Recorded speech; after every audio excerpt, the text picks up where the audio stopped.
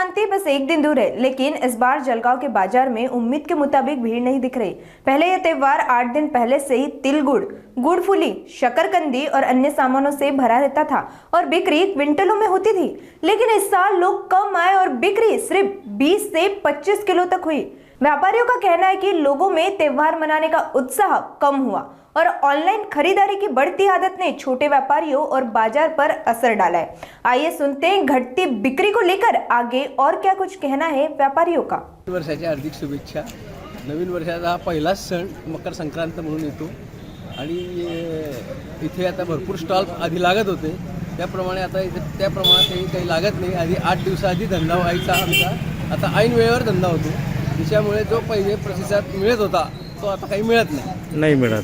म्हणजे जो सण उत्सव आहे तो कुठेतरी आता कालबाह्य होताना दिसतो आहे आणि त्याचं प्रमाण फार कमी होत चाललेलं आहे। आणि हा नवीन वर्षाचा पहिलाच सण आहे। आणि किती दिवसाआधी लावत होते? आम्ही 8 दिवस आधी लावत होतो दुकाने, परंतु आता ऐन वेळेवर 1 दिवस 2 दिवस आधी लावतो। ओके, त्याप्रमाणे पाहिजे प्रतिसाद नाही। काय नाव दादा? सुनील गोडगावकर, चोपडा। नवीन वर्षाच्या 2026 सालाचा हा पहिला सण आहे आणि आम्ही बऱ्याच वर्षापासून हे मकर संक्रांतीचे स्टॉल लावतो, पण जे प्रतिसाद लॉकडाऊनच्या पहिले आमचे 1-2 क्विंटल माल विकले जायचे, आता 20 किलोवर आलेला आहे।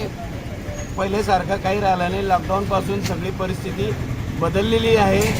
लोकांच्या सणाच्या प्रती थोडी भावना कमी होत चाललेली आहे आणि जेवढा प्रतिसाद पाहिजे तेवढा प्रतिसाद आता धंद्याला मिळत नाही।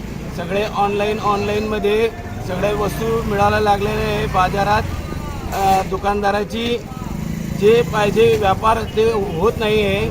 सगळे हे ऑनलाईनच्या मुळे सगळे धंदे घरी बसल्यावर सगळे वस्तू मिळून जातात, तर गिऱ्हाईक आता बाजारात यायला नाही म्हणता। काय नाव आहे दादा आपलं?